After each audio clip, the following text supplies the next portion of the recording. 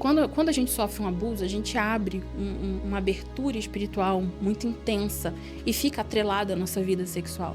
Então, o que acontecia a minha vida inteira para me causar mais desconforto, culpa e mal-estar? Eram as relações em sonho. Ah, você tinha Em sonho. relações em sonhos? Em sonho. Em sonho. Ainda solteira, ainda jovem, ainda virgem. Tinha relações em sonho. E aí fica a seu critério você acreditar ou não, você entender ou não. Eu só tô relatando a minha história. Infelizmente, de muitas pessoas, que depois eu conheci várias outras pessoas que falaram pra mim que era igual. Geralmente usa uma figura conhecida, é alguém que você conhece, às vezes alguém que você respeita ou alguém que você tem repulsa. E é como se aquela pessoa estivesse tendo uma relação com você. Só que você não consegue parar. Você vai até o final. Quando você chega no clímax, você acorda. Todas as vezes eram exatamente dessa forma. Chegava seu clímax e aí parava. Eu acordava.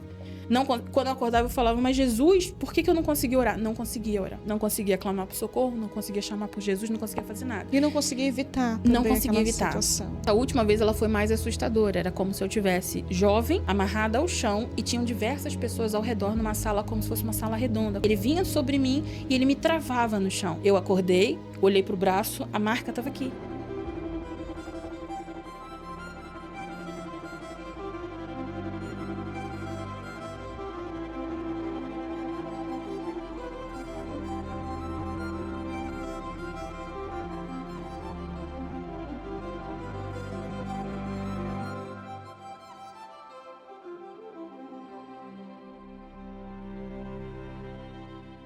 Sejam todos bem-vindos mais uma vez comigo, Zilda Araújo, no Resgatando Valores.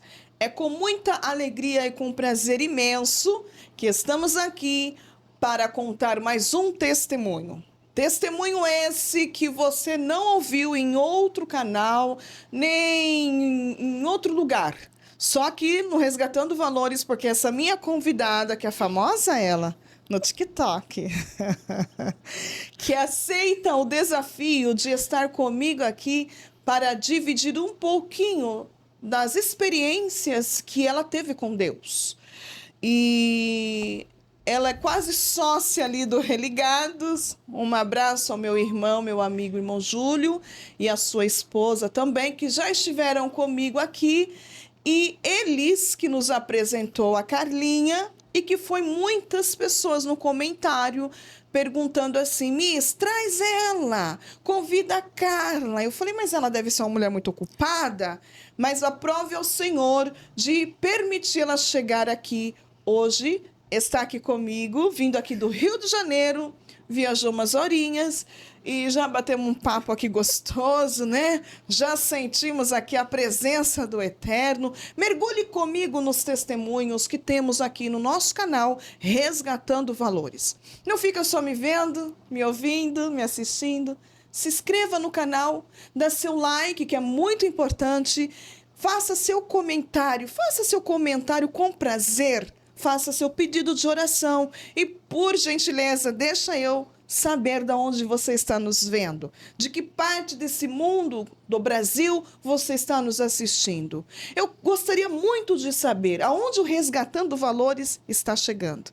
Um beijo grande para todo os Estados Unidos, Europa, Portugal, que são os outros países que depois do Brasil estão ali conectadérrimo com Resgatando Valores. Um beijo, um abraço a todos os nossos seguidores que acreditam naquilo que o Senhor tem feito e está fazendo através das nossas vidas. Os testemunhos têm alcançado centenas de pessoas. Os testemunhos têm aberto a mente, o entendimento de milhares de pessoas. E eu glorifico a Deus, porque o testemunho também, junto com as experiências de pessoas que decidem estar aqui comigo, que são pessoas corajosas, porque ir lá no passado não é simples, não é tão fácil. É para quem de fato está curado, consegue chegar aqui para contar aquilo que passou.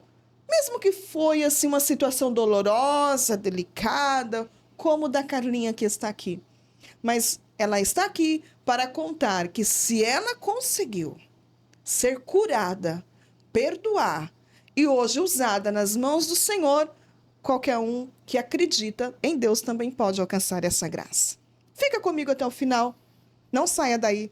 Ela vai fazer uma oração, e uma oração poderosa para a sua vida, para a sua casa. Eu quero agradecer o esposo, o diácono Alexandre, que também deu aquela sacudida para que ela pudesse estar aqui comigo, porque ela é uma mulher muito ocupada.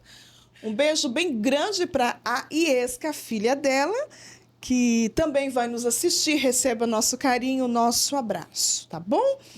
E toda a congregação, todos os irmãos que são seguidores, que acompanham a Carlinha lá. Eu falo Carlinha no modo assim, carinhoso, né? Porque quando as pessoas foram lá, missionária Carla, que ela é uma missionária também, glória a Deus, pedir que eu trouxesse, que eu a convidasse, diziam assim, chama a Carlinha, né? Então, assim, um modo carinhoso, né? Eu quero deixar isso aqui claro.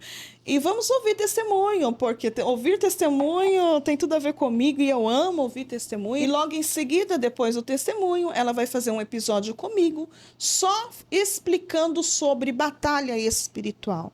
Gente, as experiências que ela tem, os estudos, a busca, a dedicação de horas, que nem ela já estava aqui me contando, é de fato para quem gosta de descobrir.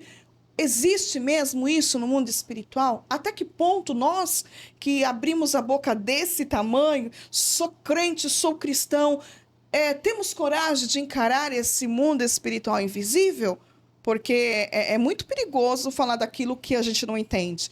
Como ela entende do assunto, então ela vai nos dar uma aula depois de contar o testemunho dela. Por isso, não saia daí, fica comigo até o final e serás abençoado. O testemunho da Carla tem tudo a ver sobre ela ter sido abusada.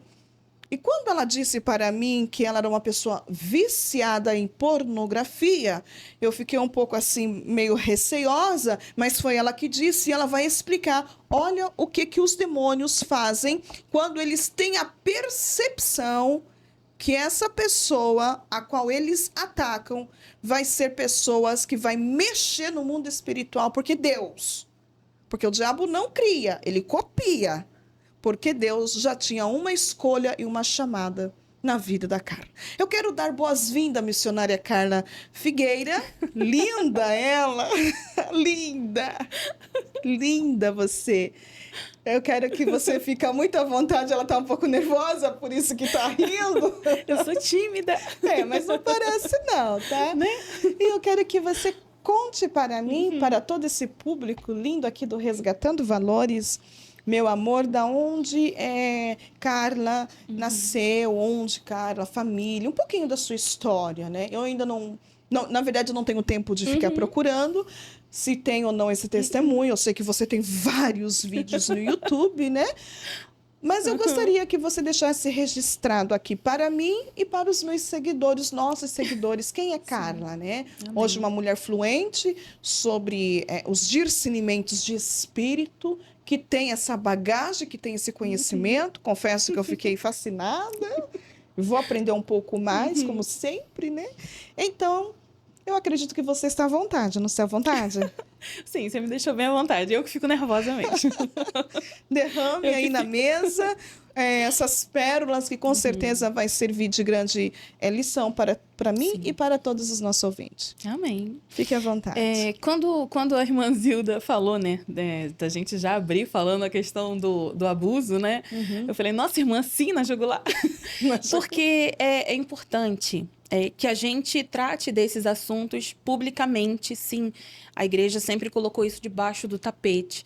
A igreja sempre soube. Se você for em qualquer congregação aí, você vai saber que a igreja sempre soube que os abusos aconteciam, que as violências domésticas aconteciam, e tudo sempre ficou debaixo do tapete. E aí, quem sofre esse tipo de abuso, geralmente vai achar que eu não posso mais ter ministério, eu não posso mais ser homem depois do que fizeram comigo. Quantos meninos repetem isso? Eu não posso ser homem, eu não posso casar. Eu já nem sei mais o que eu sinto, porque o meu desejo era para mulher. Eu fui abusado e agora eu já tenho essa dúvida. Será que eu gosto mesmo de mulher? E aí ele vai para a mídia e a mídia diz, você tem que experimentar. Já é uma ação demoníaca. Já é uma ação demoníaca. E a menina, quando ela... Tanto a menina quanto o menino, mas principalmente a menina, quando ela sofre o abuso, ela só tem dois extremos. Ou ela vai se tornar hipersexualizada, ou ela vai se tornar uma menina frígida. Ao longo da minha vida, eu sou uma pessoa de estatísticas. Eu gosto muito de conversar com as pessoas. Aonde eu tiver, apesar de ser tímida, aonde eu tiver, eu vou puxar assunto. E se alguém puxar assunto comigo, eu vou chegar no profundo. E a pessoa fala assim, por que eu falei isso tudo pra você? Eu falo que é uma alma de psicólogo, né? É um negócio que a gente consegue tirar. Dom, É um né? dom. E não é nem intenção, às vezes. É muito, assim, rápido, né? Quando você vê, você já tá dentro do assunto sem ter a intenção de entrar nele. Isso é dom. E aí, assim, eu gosto de fazer essas estatísticas nessas conversas. Sim. E por essas conversas eu fui traçando ali, mesmo ainda muito longe do meu ministério, eu já ia traçando ali essa questão comportamental das pessoas. E comecei a associar isso a esses traços, a essas marcas que foram ficando desde a infância. E muitas delas estão atreladas realmente a essa questão do abuso e da violência na fase da infância. E isso não acontece só lá fora, porque a gente, como crente, a gente quer mostrar para o mundo a roupa impecável, sem amassar, a gente quer cantar mais bonito na igreja, quer cantar mais alto do que todo mundo, quer decorar o versículo, quer que o nosso filho receba a estrelinha lá no final do semestre, do trimestre, da revistinha, mas a gente às vezes não se toca que isso ali está deixando marcas muito profundas. Como a gente já tinha conversado, eu nasci de uma família muito complicada. Minha mãe já é filha de um casal separado por traição. Então, a minha avó aguentou até que muito, e aí ela se separa, finalmente, vai viver a vidinha dela. E minha mãe, com essa separação, começa a ter que puxar uma realidade, uma responsabilidade muito grande. Minha mãe, por ser a filha mais velha, teve que ajudar a mãe no cuidar ali dos irmãos. Então, ela acabou se tornando o que toda menina acha. Eu sou muito madura. Não, eu não estou me casando para sair de casa. Mentira, você casou porque você quer ir embora daquela realidade. Eu neguei muito isso, porque eu também me casei muito cedo. Mas a gente sempre tenta sair daquela realidade que a gente está vivendo. Minha mãe ouvia da mãe que só sairia de casa ou casada ou grávida. Ela não podia casar porque era muito jovem, então ela engravidou e me fez. Só que a parte paterna... A parte materna era católica não praticante, a parte paterna já tinha um pezinho dentro de uma igreja pentecostal muito antiga. Sim. Só que não era praticante. Por que não era praticante? Porque ia na força, no laço. Então, se você pegar ali dos 5 filhos, meu avô não conseguiu deixar ninguém na igreja. Ninguém. 5 filhos, todos afastados, sendo que a última ainda frequenta, mas tem questões mentais que não dá para considerar ali, né, que ela esteja realmente firme. Então, você vê todos os filhos fora, justamente pela aquela rigidez, aquela obrigatoriedade. Eu tô falando da época, gente, que filho de crente pentecostal não estudava porque Jesus vai voltar. Sim. Era isso que os meninos escutaram, né, ao longo da vida. Então, eu sou inserida nesse contexto, vou nascer nessa incrível família. Minha mãe, muito jovem, casou por conta da gestação. E aí, o meu pai, ele começa a fazer um processo de converter minha mãe. E ele começa a evangelizar, ele dá o Novo Testamento para ela, ele começa a trabalhar isso com ela, mas ele mesmo totalmente fora. Minha mãe vai para a igreja e ele permanece fora durante todo o tempo ali. Então, assim começa, né? Eu nasço ali como a primeira neta, a primeira bisneta, paparicada e tudo mais, aquele denguinho. E aí, minha mãe começa a se aprofundar realmente, ela lê Apocalipse. E aí, no Apocalipse, ela se converte de fato. Ela ficou apavorada. Assustadora. 14 anos lendo Apocalipse, 14 para 15. Então, ela vai e se converte e esse casamento vai fluindo, né? Vai caminhando. Só que, com o passar do tempo, entram as violências, entram os maus tratos familiares. E aí, ninguém interviu nessa história, né? Eu quero deixar bem claro, porque assim, quando eu falo ninguém, eu tô dizendo ninguém. Não teve pai, não teve mãe intervindo e não teve igreja intervindo. Porque você pode pensar que em questão de marido e mulher, ninguém mete a colher. Muitas vezes a mulher tá ali sofrendo tudo aquilo porque ela não tem para onde ir. Minha mãe muitas vezes escutou de familiares. Dá uma filha para cada parente e se muda para tal lugar. Dá a mais velha para um, dá a mais nova para outro, como se fossem animais. Você distribui os bichinhos ali e você segue a sua vida. E minha mãe é uma mãezona, uma leoa até hoje. Sim. Então, ela nunca ia fazer isso. Então, por não ter para onde ir, ela foi ficando... Se submetendo à situação. Se submetendo a todo tipo de violência. Minha mãe hoje ela não tem nenhuma marca física, mas as violências que ela passou era para ela ter Ficou toda sequelas. traumatizada, Era. assim. Ela dizia que uma das vezes em que ele pegou o cabelo dela para bater na quina do sofá, era um sofá ganhado, já não tinha mais estofado, era muito velho. A gente viveu todo tipo de escassez que você pode imaginar, irmã. Meu Deus. E aí, ele pegava o cabelo e ele batia na quina. E ela disse que cada vez que ele batia, ela via a mão. Uma mão humana, enorme, segurando. Minha mãe nunca teve um traumatismo craniano, nunca quebrou nenhum osso. Era nessas Deus violências. guardando a tua Era mãe. Deus. E ele era violento assim mesmo? Era. As crises começavam por qualquer motivo e terminavam assim. Só que a gente morava no mesmo quintal, meu avô intervia. Sempre que possível ele intervia. Só que a idade foi chegando, meu avô foi ficando mais velho, às vezes ele não estava em casa. E certa vez, enquanto essa violência estava acontecendo, eu me recordo eu sempre era responsável por segurar as crianças para elas não se aproximarem, né, nesse momento. E eu me recordo de estar segurando a minha irmã chorando muito, e o brilho da faca lá na pia, balançando assim para mim. Meu Deus. E aí veio assim, irmã. Eu gosto de dar exemplos ruins, tá? Me perdoa, porque eu não sou a crente que vai dar exemplos bons. Eu vou dar exemplo ruim, porque você vai pensar... Fala assim, caramba, eu vi esse filme mesmo, era assim. Vocês vão lembrar Matrix, gente. Matrix, quando a bala vem vindo, assim, o cara vai daquele carpado pra trás. Então, eu vi aquele brilho, e aí eu virei pra frente de novo. Quando eu viro pra frente, em questão de segundos, veio assim...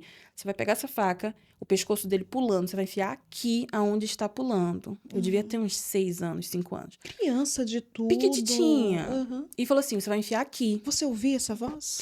Eu vi a cena toda, como se fosse um filme. Com cena e áudio. Meu Você vai pegar a faca ali. A faca tava afiadinha. Minha mãe tinha acabado de passar na beirada da porta, sabe? Pra afiar. E veio assim, você vai pegar a faca, vai enfiar aqui. E ele vai morrer. Quando ele morrer, você vai ficar na casa de recolhimento de criança até 18 anos. Vai ser fácil, vai ser rapidinho. Mas isso aqui nunca mais vai acontecer. Satanás colocando todas as estratégias na tua Desenhado. mente. Desenhado. Minha irmã chorando. Segundos, assim, aquilo passou na minha cabeça. É e aí, rápido, né? é muito rápido. É rápido. É tão rápido que o corpo faz assim. Ele reage. É tão rápido. Eu O falei que assim, você nossa, fez, assim? Nada. Que você travou? Travei. Eu queria ir, mas eu travei. Eu falei, não, pera. Mas eu vi tudo. E ia ser tão fácil. Ia ser tão fácil. Eu falei, minha mãe vai me levar. Minha mãe vai entrar na justiça, ela vai provar. E aquilo, a cabeça continuou. Eu travei fisicamente, mas a cabeça continuou. Mas se eu fizesse, realmente, minha mãe, ela ia dar entrada. Isso aqui foi legítima defesa. Que criança sabe o que é uma legítima defesa? Mas eu já sabia o que era uma legítima defesa. Então, já começou a ficar tudo muito organizado na minha cabeça. Era só fazer, era só isso, só aquilo. E aí, eu não fiz. Eu sei que, não sei quanto tempo continuou aquela cena ali, mas acabou. Ele sempre que acabava, ele saía de casa, ele saiu. E aí, eu fui lá ajudar minha mãe a se levantar, a se limpar, e vinham os vizinhos, né? A gente morava numa vila de casa. Aí vai vir um vizinho. No momento, ninguém vem, mas depois vem. E aí, começou a chegar todo mundo, vai a gente limpar as coisas, porque sempre quebravam pratos, copos e tudo mais. Então, era esse nível, assim, de situação que aconteceu. Conturbador, né? Uma criança vivenciando todo esse momento. Como que estava nessa cabecinha? Irmã, como milhares de casas hoje, que isso ainda está acontecendo. É. Eu me recordo, na minha adolescência, de um casal na igreja que eu cresci, que quando o culto acabava, a esposa estava conversando assim, ó, com as pessoas, com medo. Assustada. A filha com medo. E quando ele passava, o soberano presbítero, ele passava ali e ele só dava uma olhada. E a mulher baixava a cabeça, ela não terminava a frase para ir atrás. Mas as roupas sempre aqui, tudo fechado. Por quê? Porque assim você não vê. Minha mãe ia pra igreja de olho roxo. Minha mãe ia pra igreja com o braço machucado. Ela apanhava muito do seu pai, então. Com frequência. Meu Deus. E os motivos eram assim, os mais aleatórios. Se alguma coisa não desse certo, ela falasse alguma coisa que não agradou. Já era motivo. Quer ver o motivo assim mais banal? O prato de comida, a temperatura do prato de comida, porque tinha que ser entregue na mão. Então, ela botava comida. Quando ela entregava a comida, se tivesse quente ou fria, ela tinha que estar na temperatura exata. Se não tivesse, o prato voava na parede. Que absurdo. E já começava toda uma violência. Era assim, sempre banal. Sempre banal. Satanás sagástico dominava essa casa aí. Mesmo com a tua mãe na igreja. Minha mãe dormia de joelho. Não pedia ajuda. Se pedia, ninguém fazia vista grossa. Não sei como, ninguém né? se importava. Ninguém. Ninguém. E pessoas chegaram para ela depois e falaram isso. Eu tentei intervir, não consegui. Ninguém. A reunião de ministério não quis intervir. Os familiares não quiseram intervir. E não é porque ele era um homem armado, alguma coisa assim. Não, é porque simplesmente todo mundo falou assim, eu tenho mais o que fazer da minha vida. Ela casou cedo porque ela quis. Então, ninguém quis entrar nessa história.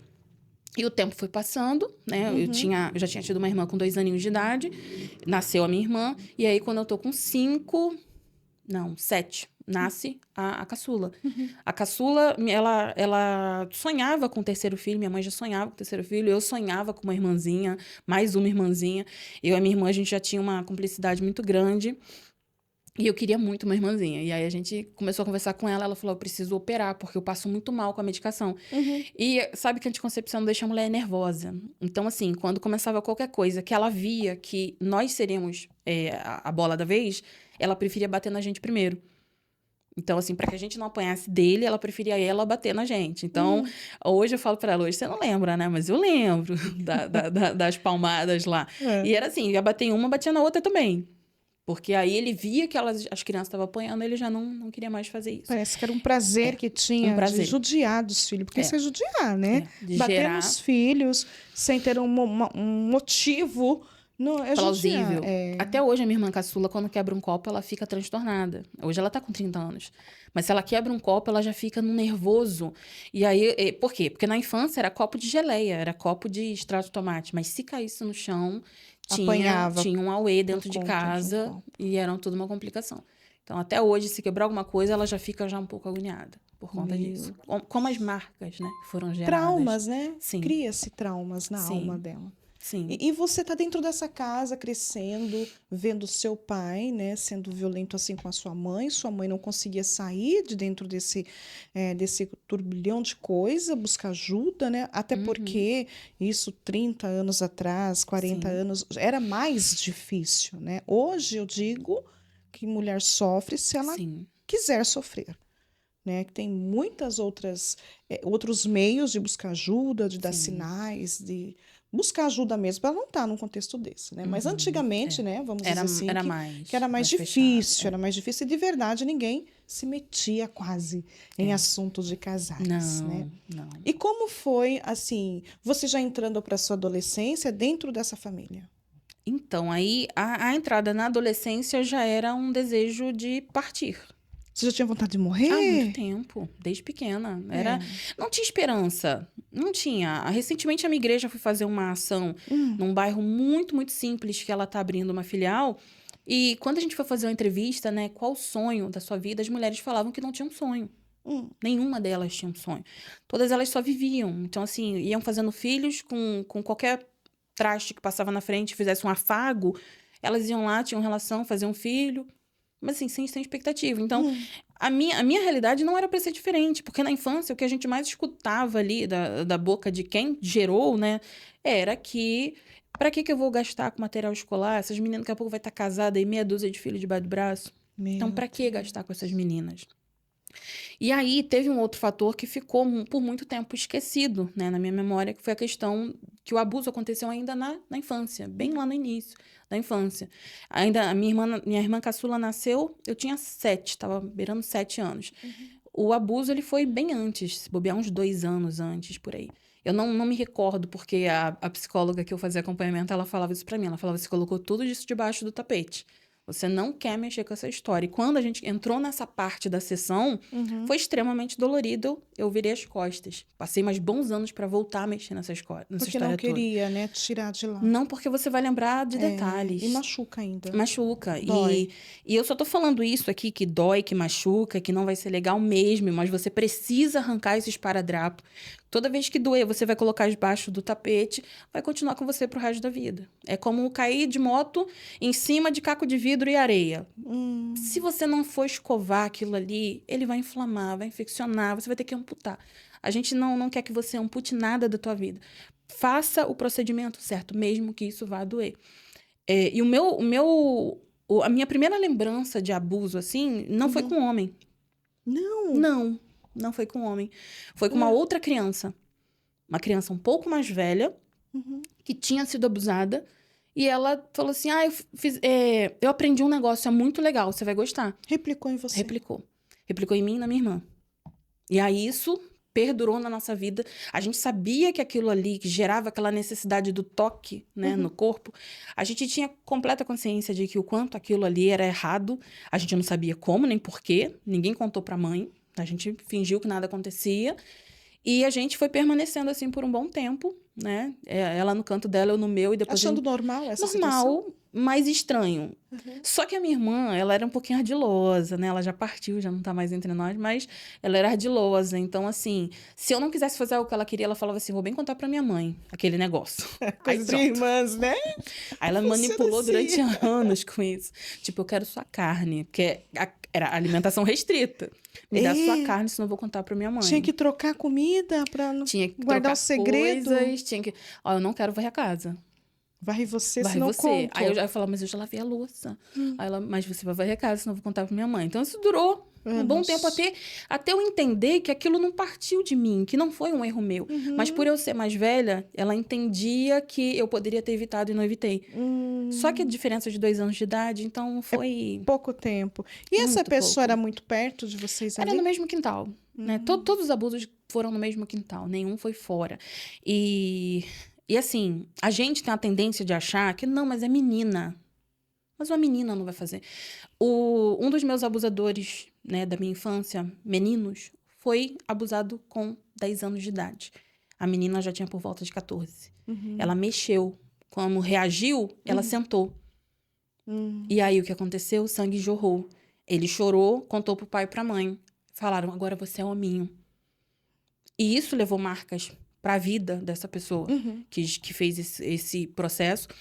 Então, assim, eu falo que quando uma pessoa é abusada, ela pode não replicar. Ela luta, ou às vezes ela nem tem um ímpeto de replicar. Mas, na maior parte, ela vai replicar. Na grande maioria, a pessoa que foi abusada, ela vai fazer. Você percebe uma criança, por exemplo, que ela tem muito interesse em determinado assunto que não é natural para aquela faixa etária. Porque a gente sabe que a criança ela tem a fase oral, né? Tudo leva à boca. A Melanie Klein fala muito disso. Isso. A fase oral. Tudo a criança bota na boca. Tem que deixar a criança botar na boca. Eu não deixei, minha filha ficou covarde. Você tem que deixar, porque ela tá descobrindo tudo pela parte sensorial na boquinha. Tem a fase que eles chamam de fase anal, que é quando a criança tem o controle do xixi e do cocô. E ela vai conseguir travar. E aquilo ali é um marco na vida da criança. Quando ela fala pra você, quero ir ao banheiro, ela não faz mais na calça. E tem a fase fálica, quando ela vai descobrir, peraí, tem alguma coisa aqui. Eu fui babá de um guri, que ele falou, mãe, meu pipiu tá entupido. Por quê? Ele teve a primeira ereção e não sabia o que era. Bem pequenininho ainda. Então... a gente vai passar por essas fases sem saber o que é. Você não tem noção do que é aquilo ali. Agora, uma criança que já tem noção do seu próprio corpo, ela já sabe que aonde ela tocar, a forma que ela tocar e tudo mais, isso precisa ser investigado. Não fala assim, não, mas gosta tanto de ficar no colo com o vovô, mas gosta tanto. Irmã, eu por ter passado por essa situação, Deus tem colocado diversas pessoas que passaram pela mesma situação. E enquanto eram os adultos, beleza, eu converso com você, eu vejo a criança sentada na minha frente. Mas quando chegaram os jovens, que isso não tinha muito tempo que tinha acontecido, os jovens que sentavam na minha mesa e falavam, Carla, a pessoa dizia que me amava, porque tem um parentesco de sangue muito próximo. E quando doía o ato, falava, não, eu te amo, e continuava. E contar pra mãe, a mãe não acreditar. E contar pra família, a família não acreditar.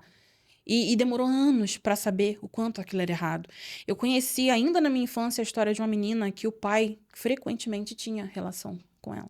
Frequentemente. A infância inteira. Então, quando chegou na adolescência, aquilo para ela era normal. Quando isso veio a público, que ela era uma menina da igreja, quando isso veio a público, isso foi um escândalo. Ela foi resgatada depois, tempo depois, alguém falou, chegou no meu ouvido que ela tinha voltado a viver com o pai.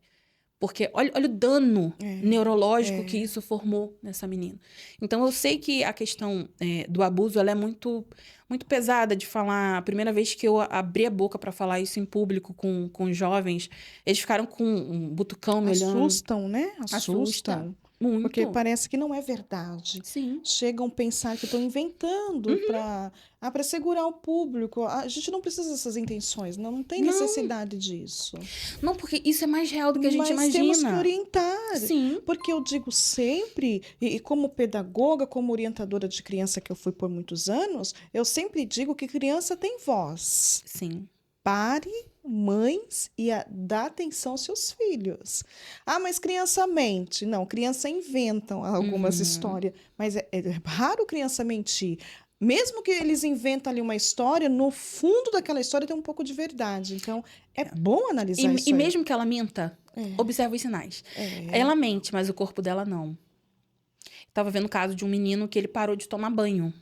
Porque o abusador dele não tocava nele quando ele estava sujo. Então, ele não queria mais tomar banho. Então, a criança, ela vai dar algum indício, ela vai ficar ruim na escola, ela não vai querer contato com ninguém. Se ela dormia no tal horário e era naquele horário que o abusador ia, ela vai começar a ter insônia. Ela não quer mais dormir, porque quando ela dorme, o abusador chega. Então, tem diversos sinais que a criança tá dando e muitas vezes o adulto não quer perceber. Pra você ter uma ideia, quando eu falei com a minha mãe, olha, aconteceu isso e isso, ela falou assim, você nunca foi abusada. Você nunca foi abusada. De onde você tirou isso, garota? Agora, poucos anos atrás. Eu falei, mãe, assim, assim, assim. Ela falou, não, eu estava lá e eu não deixei nada acontecer com vocês. E aí, quando eu comecei a falar, a lágrima desceu. Ela, como que eu não vi? Então, não ache que você é uma mãe ruim porque você não viu, mas também não ache que você é uma super mãe porque você não tá vendo nada. Não tô dizendo pra você virar uma pessoa super neurótica, não deixar as crianças com o pai, com o avô, mas observa os sinais. Eles estão lá muito sutis. Muito, muito sutis. E a gente, às vezes, passa batido por eles. Eu lembro que a primeira vez assim, que eu falei isso com um grupo jovem, né? Que foi quando consolidou, né, uma visão que Deus tinha me dado há muitos anos atrás. Quando eu falei para eles sobre isso, uma das pessoas que estava no grupo estava em processo de consolidação do abuso. O abusador estava cozinhando ao longo dos anos, já tinha molestado algumas partes do corpo, mas ainda não tinha chegado ali na concretização do abuso. Então, se não tivesse sido falado isso com todas as letras, sentimentos, eu não tenho o menor pudor, irmã, de falar o que quer que seja. Tem gente que fala assim, você tá falando demais. Não, mas eu vou falar. Porque a gente precisa realmente colocar tudo isso pra fora. Quando eu comecei a falar o que eu senti, como foi, dei detalhes e tudo mais, ficou todo mundo assim. Assustou. Porque quem não foi vai falar assim, o que é isso? Isso existe? De onde que ela tirou isso? Mas quem tá sendo, sentiu. E quando acabou aquele estudo, passou um tempo, a pessoa foi pra casa e pegou e falou pra mim, Carla, isso, olha aqui. E me mandou tudo. Falei, vamos botar um fim nisso? Só que o que eu vou dizer pra você, o fim, ele não pode ser só um fim escondido. Tem que ser denunciado. Tem que ter provas, guarda provas, denuncia. Tem famílias que, como foi o caso dessa menina, se isso tivesse denunciado de fato, hoje a família dela estaria presa. Porque os familiares dela teriam realmente feito algo contra a vida de quem estava fazendo isso. Então, eu falei pra ela, cara, você faz uma ameaça pra essa pessoa, que se essa pessoa tentar isso com mais alguém, você tem todas as provas, nem tinha, mas eu falei, diga que tem, todas as provas que você vai denunciar e tal. Porque se ela tivesse subido ali pra esfera familiar e levado isso pra justiça, provavelmente membros da família estariam presos, porque eles não iam levar para a justiça. Eles iam realmente, de fato, dar cabo do moço ali, que era muito dentro da família. Era aquele parente muito querido, sabe? Que ninguém fazendo. Desconfia, Nunca. né? Nunca. Ninguém imagina. Sempre vai ser alguém muito legal, uma criança que gosta, uma pessoa que gosta muito, né? Ela gosta tanto de você. Olha, por que essa criança vai lá com o tio tal, vai com a tia tal, não vai achando que é só homem que comete esse tipo de coisa. Tem mulher também. Muita mulher. Muita mulher. Que se você for voltar no passado, você vai ver que ela também foi, que ele também foi.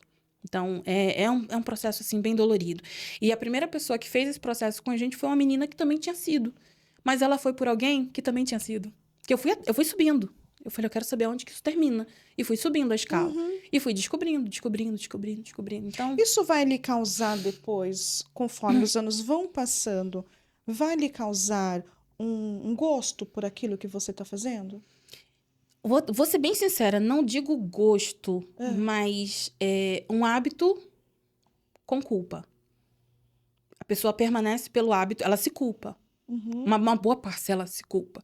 Inclusive, uma boa parcela tem um consciência, senso, uma consciência e um senso religioso. Porque acaba sendo, assim, prazeroso, gostoso a praticar aquilo. Sim. Então, a pessoa inconsciente, ela vai continuar participando daquelas situações. Exatamente. E qual é o momento correto e certo? Porque tudo bem que começou lá com 5, 6, 7, 8 anos, você vai para a escola. Na escola, né, a gente vai aprender lá sobre ciência, sobre o corpo, que tem muitas pessoas que já passaram comigo aqui, que elas vão descobrir que aquilo não era correto quando ela vai para a escola.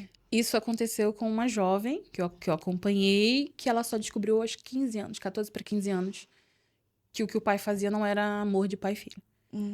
E foi aí que ela denunciou. E foi aí que ninguém ouviu. Ninguém quis ouvir. Porque é o que você falou, só vai ter consciência quando você souber o que é. No meu caso, o que gerou, né? O que isso gerou em mim e na minha irmã? Porque a gente sempre foi muito curiosa. A gente queria mais informação sobre aquilo. Não, esse negócio é bom. E aí, quem é mais antigo aí, vai lembrar que num canal de televisão ali, de madrugada, tinha um negocinho, um cine ali. Um corujão, né? Que passava. Só que era na outra emissora. Tinha um negócio ali que era Informava. uma moça com o nome de Emanuele. Não sei se a galera aí já lembra, né?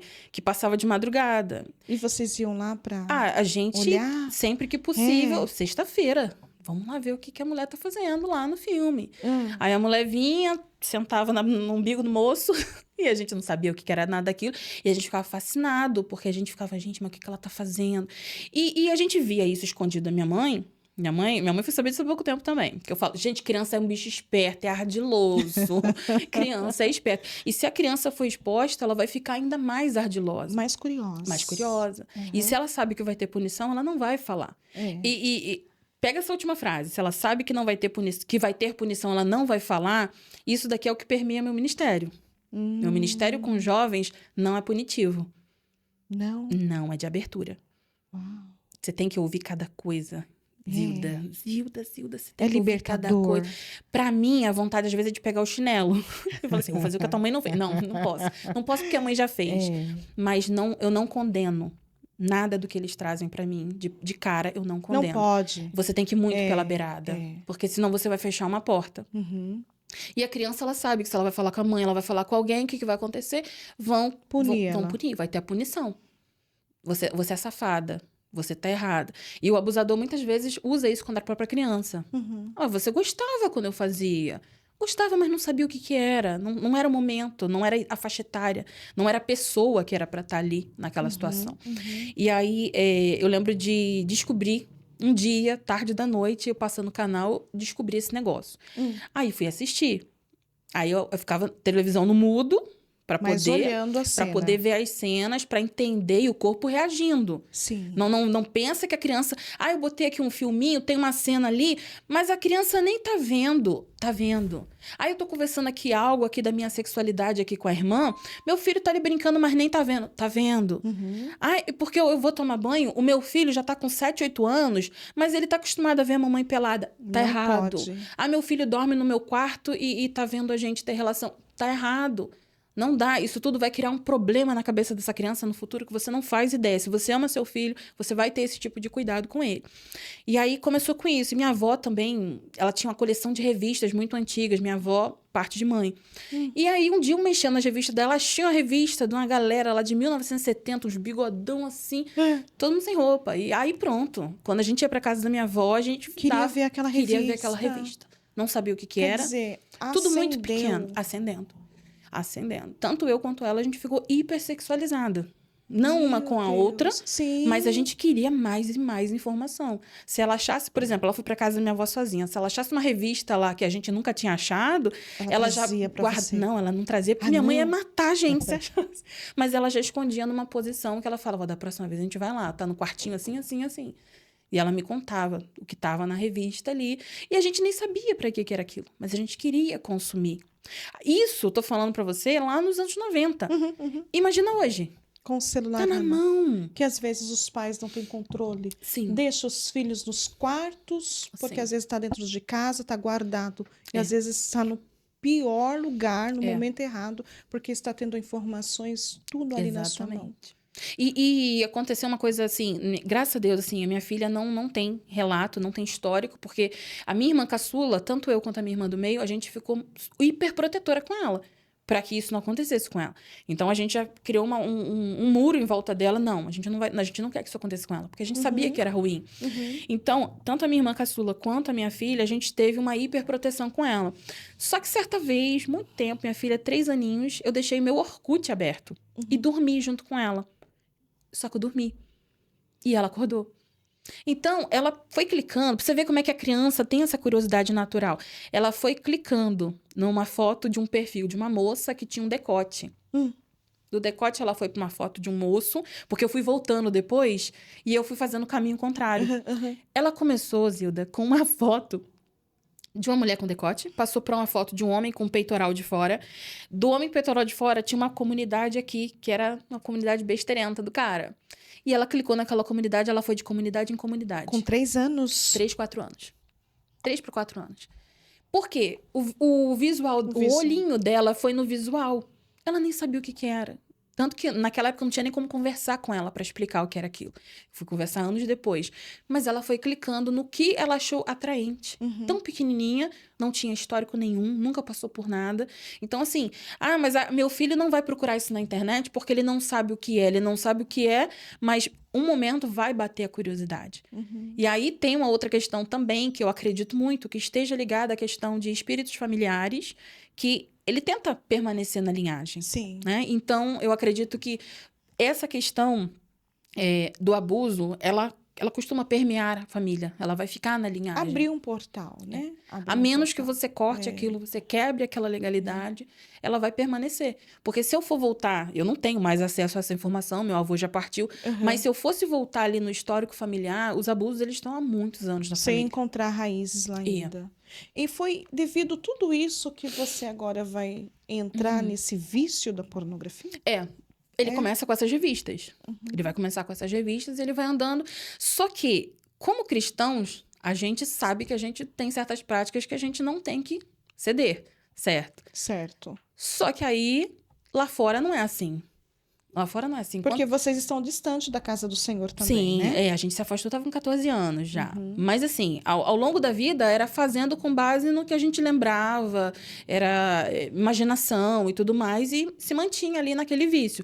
Só que não ia comprar uma revista na banca, não ia alugar um filme na locadora, até porque cidade pequenininha, todo mundo ia saber. Então, o que acontece? As coleguinhas. Ia passando um pro outro. Tem uma revistinha. Eu lembro que uma parente minha, não vou dizer qual grau de parentesco, uma vez chegou em casa com 9 anos e a revista do Vampeta. Aquela revista que tem a letra do alfabeto. O Vampeta, ia me mostrar. E eu já estava já mais velha, eu falei assim, o que é isso, cara? Não, minha amiga levou pra escola. E aí você tá achando que a sua filhinha tá com uma galerinha? Não, esteja perto dos seus filhos e dos amigos dos seus filhos. Eu recordo de um casal, que esse casal cristão, frequentador de igreja, trabalhava ao longo do dia todo fora de casa. E quando um dia, uma menina, que era amiga da filha do casal, falou que a tarde inteira as meninas se pegam todas. Elas compravam bebida alcoólica, bebiam a tarde inteira, e os pais achando que estava tudo bem. Eu tô falando de meninas de 12, 13 anos. E elas se pegavam pela casa, porque os pais só iam chegar à noite e dava tempo de limpar tudo. E ninguém ia saber o que aconteceu. Aí uma dessas meninas que um dia foi nessa tarde, decidiu me contar isso. Então, assim, a criança, ela vai compartilhar. No meu caso, se eu chegasse com alguma coisa assim em casa, minha mãe ia saber, porque minha mãe mexia em tudo que era meu. Ela sempre mexia. Não existia esse negócio de privacidade com criança, como eu concordo que não deve existir. Não pode ter. Eu sou contra. Criança não tem maturidade. Abrindo um parênteses aqui nesse assunto, eu sou extremamente contra. Mas já tem 14 anos... A minha filha tem o quarto dela, meu filho também. Não, eu acredito e eu acho que... Eu acho não, vou tirar o acho. Os pais têm que estar atentos. Filhos menores de idades deve sim, né? Tem que ser vigiado de vigiado perto. Pelos pais. Tem sim. Mas é a minha autonomia, a minha liberdade. Não existe isso. Não tem como, porque a mente ainda não está 100% formada. O corpo ainda não está 100% formado. E nós vamos ver também, Miss, que Satanás, ele está entrando com muita força nesse lado. Porque vem pela visão. Você olha, seu corpo reage, o desejo vem, quer praticar. Exatamente. E você vai querer praticar. E se você começar, sinto muito dizer, você não vai conseguir parar. Você vai abrir uma porta que é muito difícil de você parar. No caso ali da consumação solitária, né? Vamos falar assim. A consumação solitária é mais fácil ainda, porque você não vai poder cortar suas 2 mãos. E às vezes é uma situação que era um banho. Era um banho, mas o seu corpo reagiu. Principalmente a menina quando entra no período, já que ela já entra em menarca, o corpo já começa a produzir com mais força, né, esses hormônios. O menino com a poluição noturna. Então, a sua mãozinha tá ali. É fácil. E aí, às vezes, você fala assim, não, meu filho não consome nada disso e ainda assim estava fazendo isso. Mas tem a professora que era bonita, tem a coleguinha que era bonita, tem alguma coisa ali que passou do lado, alguém. Então, estímulo para isso sempre vai acontecer, não necessariamente consumindo a matéria explícita, né? Os sites explícitos e tudo mais. Então, isso sempre vai acontecer. Vai ter Já está dentro da pessoa, do ser humano, já está dentro, né? porque isso daí vem lá da queda. Lá da queda. Lá da queda. O pecado tá ali.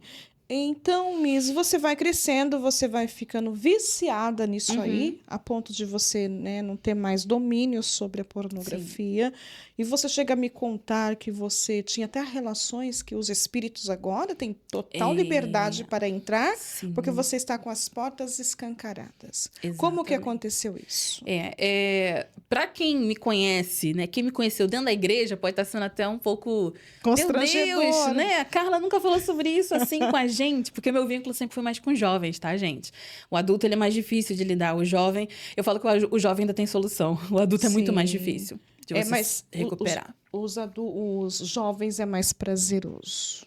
Os jovens, você vê... Os jovens é mais prazeroso. Em uma semana para outra...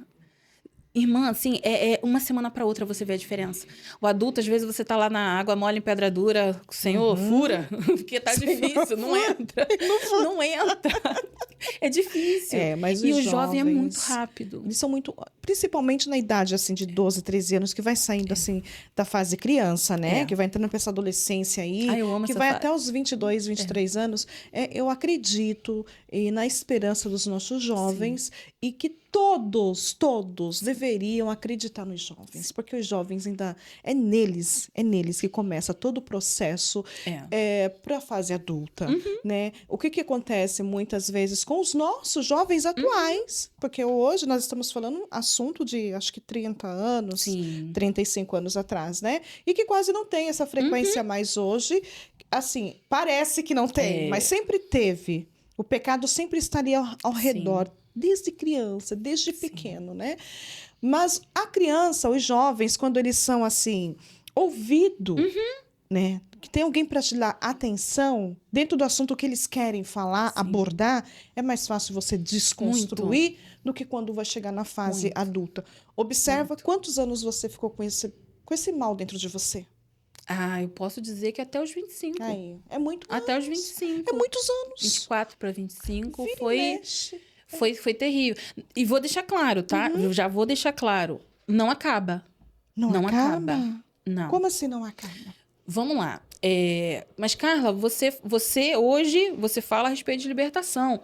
Você trabalha a respeito de libertação. Hoje você disse que é uma mulher tratada e curada. Assim, eu sou, minha carne não.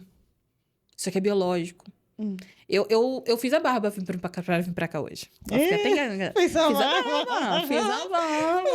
Parece que não, mas é uma de mulher linda, cheia de pelo, e nem elas sabem, né? Tem que raspar. Então, mas por que eu tô dizendo que eu fiz a barba, tá? Eu tenho que tirar os pelinhos do braço, costeleta, o pescoço aqui. Se você olhar muito de perto, você fala assim, mas Carla nem tomou banho. Não, isso daqui é hiperinsulismo. Isso. Eu tenho questões de ovário policístico que já pegam os meus hormônios e jogam a minha testosterona lá em cima. Então, essa barba aqui é uma testosterona masculina que tá no corpo feminino. Que faz o quê? Que faz teu corpo ficar funcionando não como uma mocinha. Eu falo que eu sou uma ogra. Você é uma ogra. Eu falo que eu sou uma ogra. A minha biologia, ela já tá depondo e trabalhando contra mim. O meu organismo, ele já naturalmente, por questões hormonais, como muitas mulheres, ele já mexe bastante comigo nessa questão de libido.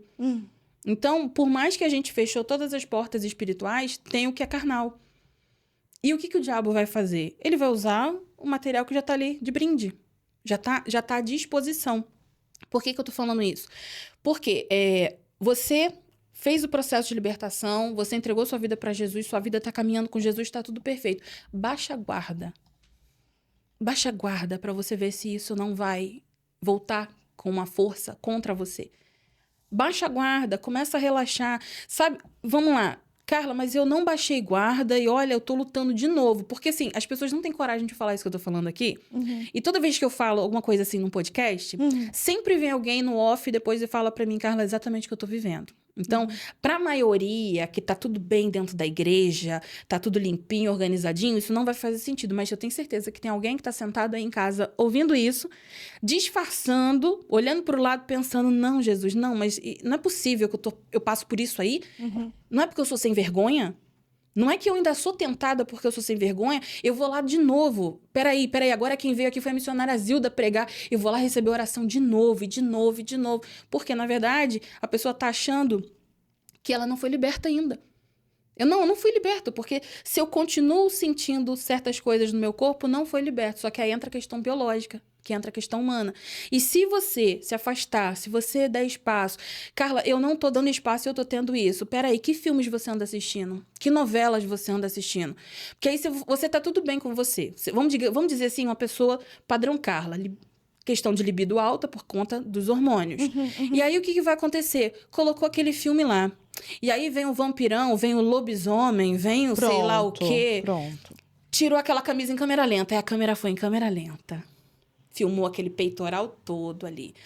Aí vão falar pra mim assim, mulher não é visual. Da onde, filha, que mulher não é visual? Da onde que mulher não é visual? Eu fui numa vigília, gente. O pregador da vigília tava pregando com terno arrochado e uma calça arrochada. Os amendoim tava exposto. Sério, irmã. Tava lá exposto. Tem que ter muito cuidado, E aí, né? quando o cara ficou com calor, ele tirou o blazer. O bíceps, tríceps, quadríceps do cara era imenso. Aí eu virei pra menina do lado e falei, como é que a gente se concentra no culto, menina? Esse homem não pensou nisso antes de botar essa roupa? Ou melhor, quem convidou não viu quem era essa pessoa? Né? Complicado. Aí você começa a ver as irmãzinhas assim, ó, dentro da igreja. Então, aí você vai pensar, não, foi só um moço bonito que ela viu. Não, teu corpo reagiu e o diabo viu. É também porque o espiritual, né, o nosso corpo e o nosso espírito. Então, nós não estamos só espiritualmente. Porque senão o visual você não olhava em certas coisas e desejava tê-lo também. Mas então você vai se desenvolver nessa pornografia devido a tudo isso que você vai tudo passando. Muito no off. Tudo muito no off, como a maioria, inclusive, tá? Ninguém vai deixar explícito isso. E tua mãe nunca descobriu? Não, nunca. Só tua irmã que era sua cúmplice. Minha irmã sabia, mas também o tempo foi passando, ela foi crescendo. Minha irmã partiu para a homossexualidade por conta de alguns outros fatores ali familiares. Só como uma coisa vai puxando a outra, né? E assim, ela ouviu a vida inteira que ela ia ser o filhão do papai. Vai pegar a mulher com o papai. E ela assumiu aquilo para ela.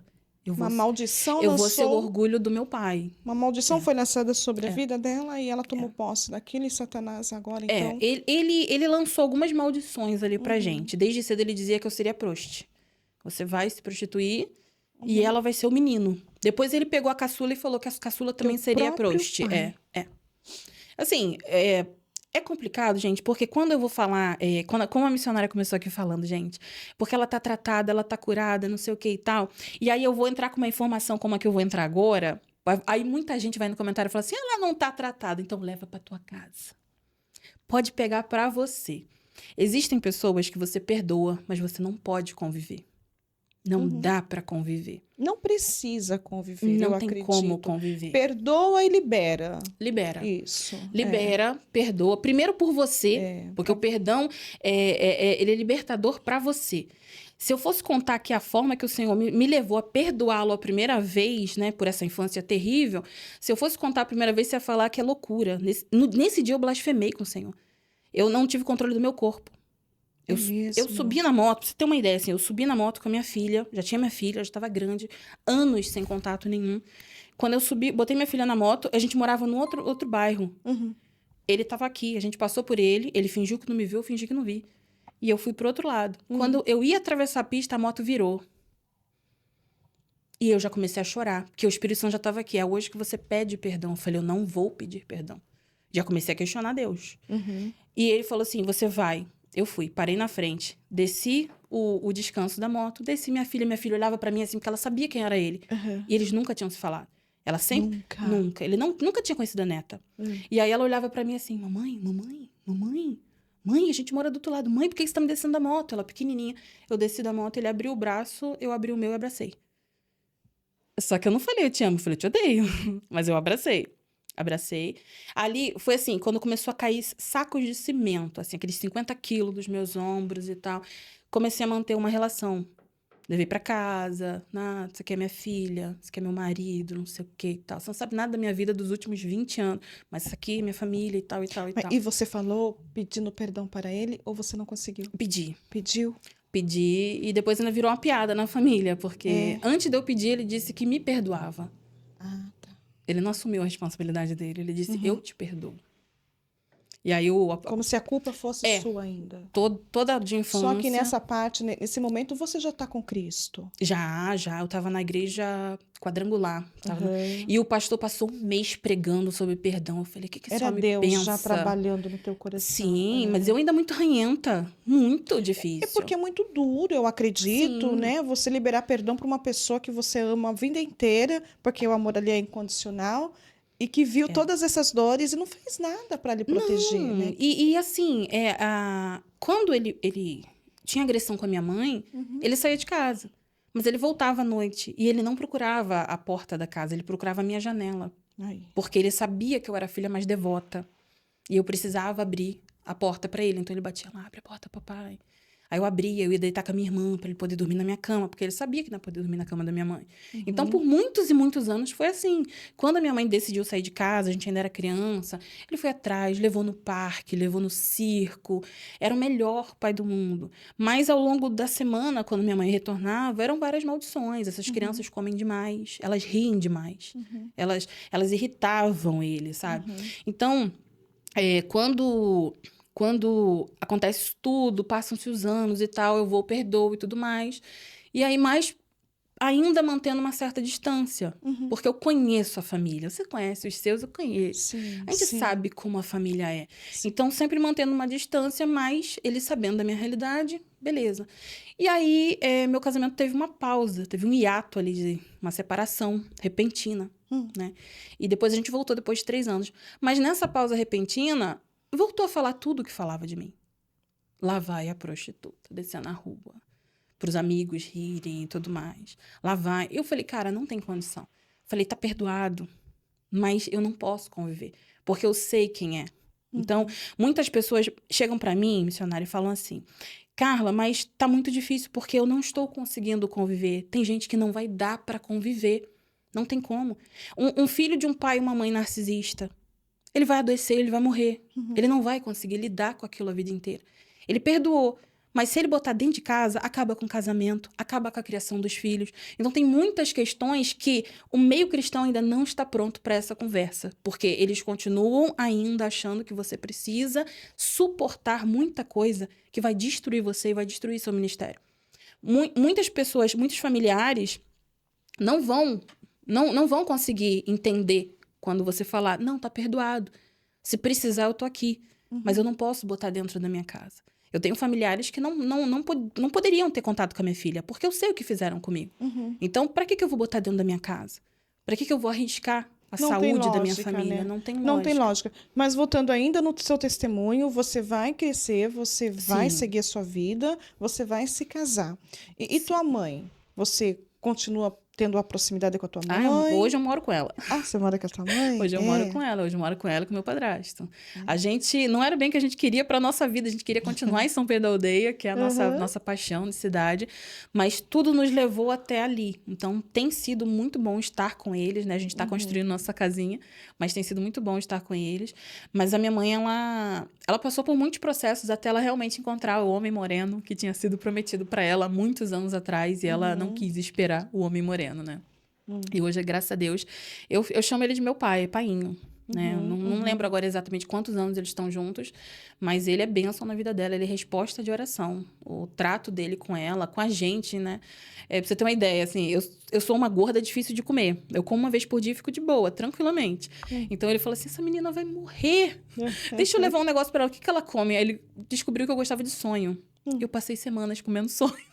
Todo dia ele levava sonho pra mim, porque ele falou assim, já que ela gosta, né, deixa eu levar o sonho pra ela. Então, assim, ele é um cara maravilhoso. Agora, assim, eu não respondi a pergunta anterior, né, eu sempre saio, gente, me perdoa.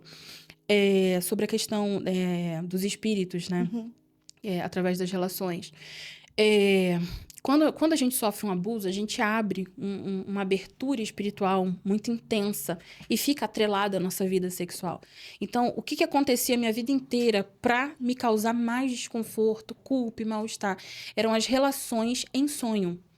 Ah, você tinha Em sonho. relações em sonhos? Em sonho. É? Em sonho. Ainda solteira, ainda jovem, ainda virgem. Tinha relações em sonho.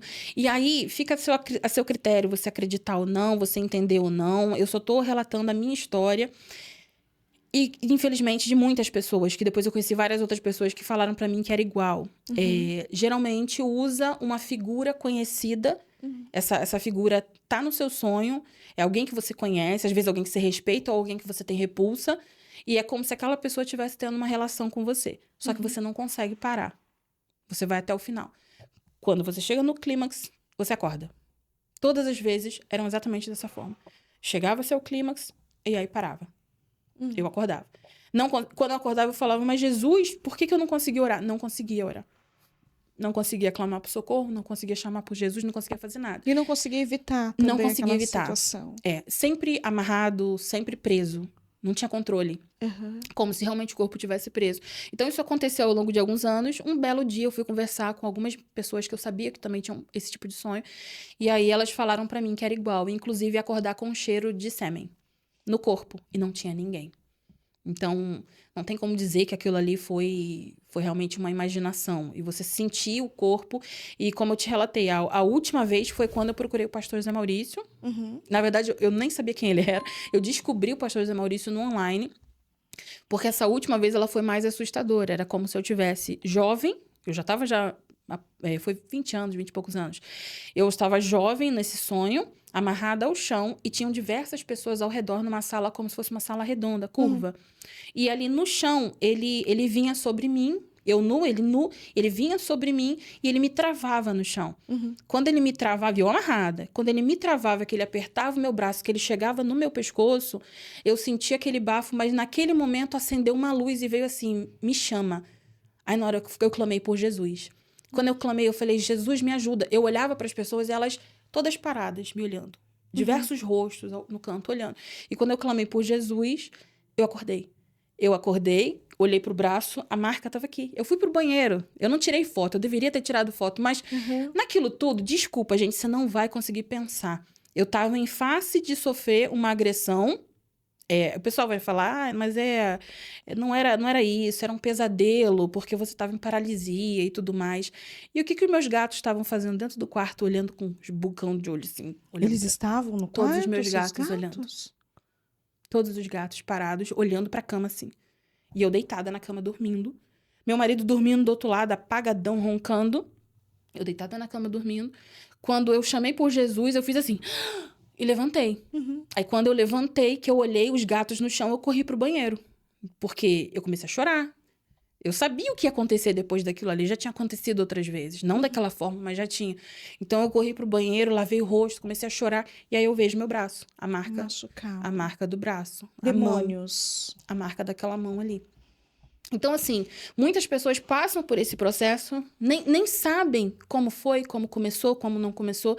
E aí, naquele dia, eu fui pro trabalho e peguei na internet e joguei na internet. Eu falei, cara, o que aconteceu? Isso.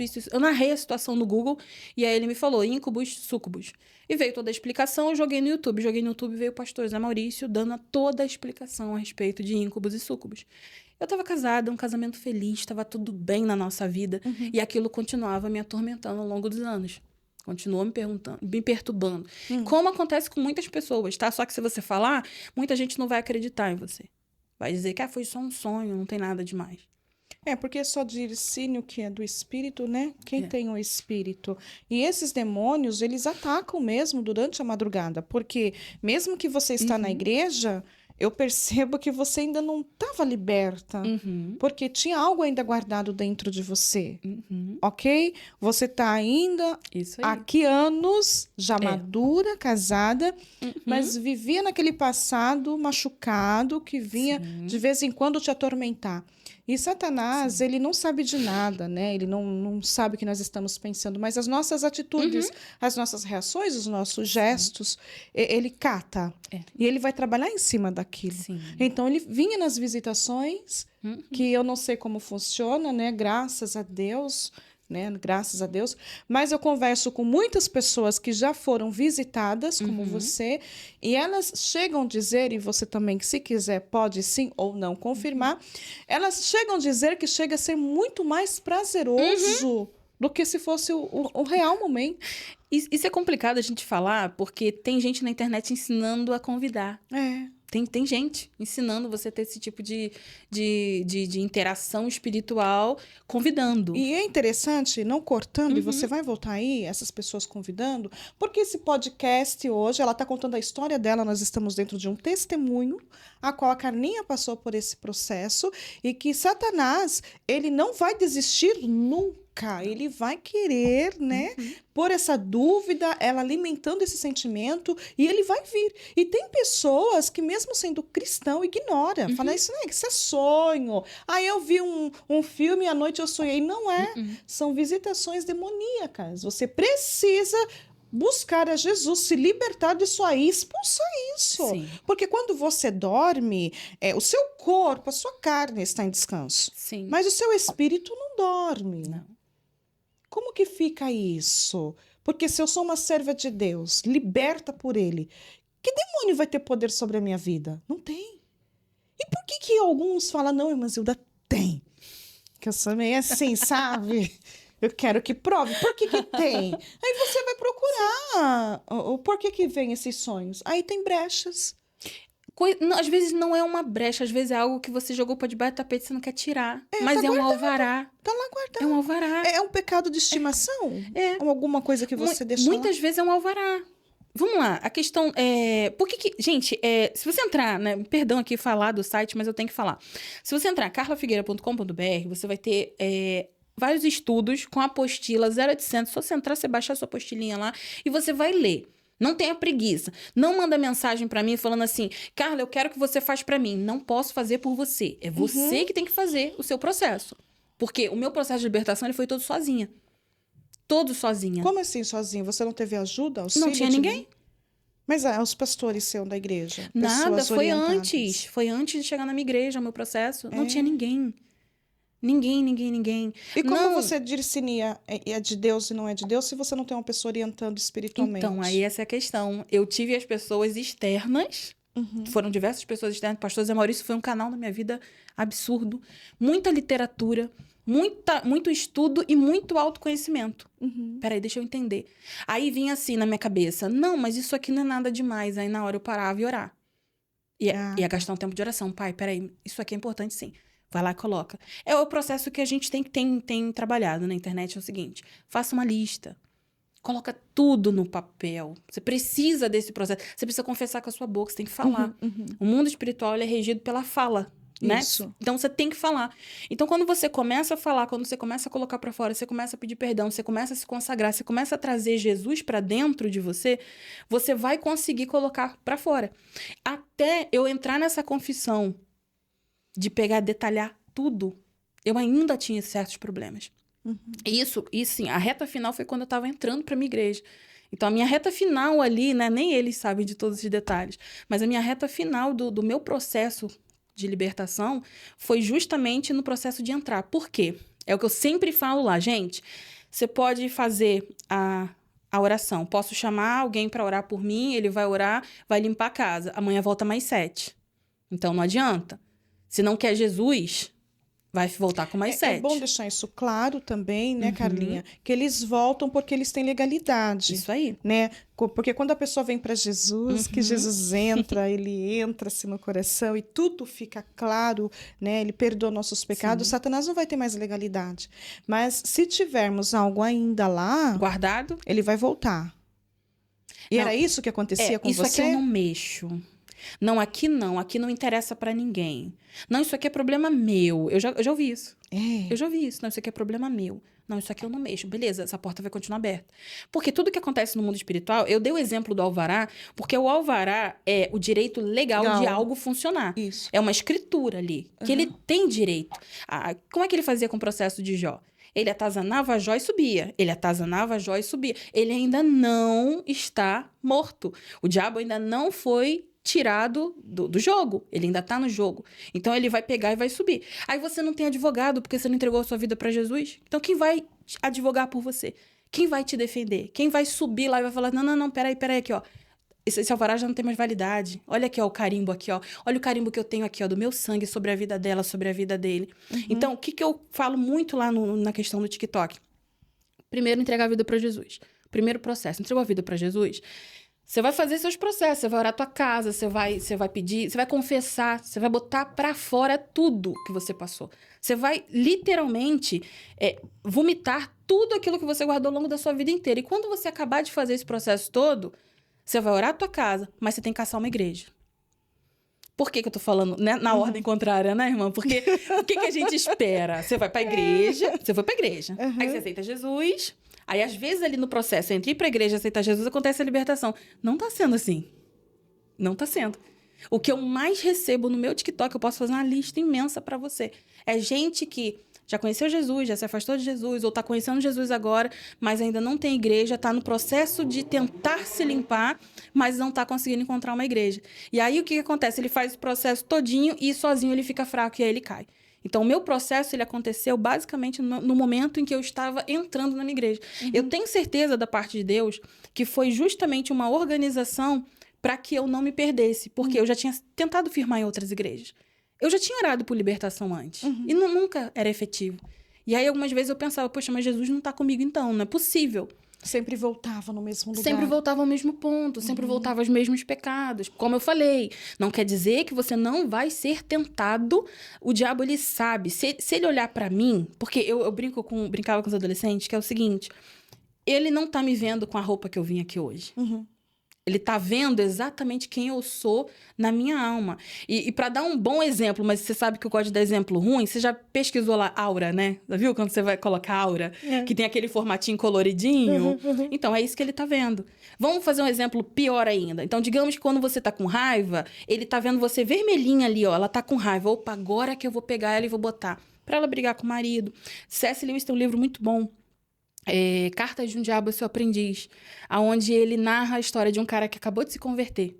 Só que essa carta está sendo narrada entre dois demônios que estão atormentando aquele cara. Então, cada passo que o cara dá para mais perto de Jesus, o diabão orienta o diabinho o que ele deve fazer. Até colocar coisinhas bobas, briga entre mãe e filho. Quando ele chegar na igreja, faça com que ele preste atenção no tamanho do chapéu das mulheres. Porque assim a mensagem está sendo pregada e ele está olhando para lá, ele não está absorvendo a mensagem. Então, conforme a gente vai seguindo o caminho para Jesus, ele vai tentar achar outras brechas para ele tentar voltar para sua vida. Então, se você não tiver alicerçado dentro de uma família eclesiástica, que eu brinco com as pessoas, eu falo, gente, não é que a igreja vai te salvar e vai te proteger, mas existe o que eu chamo de proteção eclesiástica, que é você estar dentro de um corpo, dentro de uma manada. Um animal fora da manada, ele está em risco.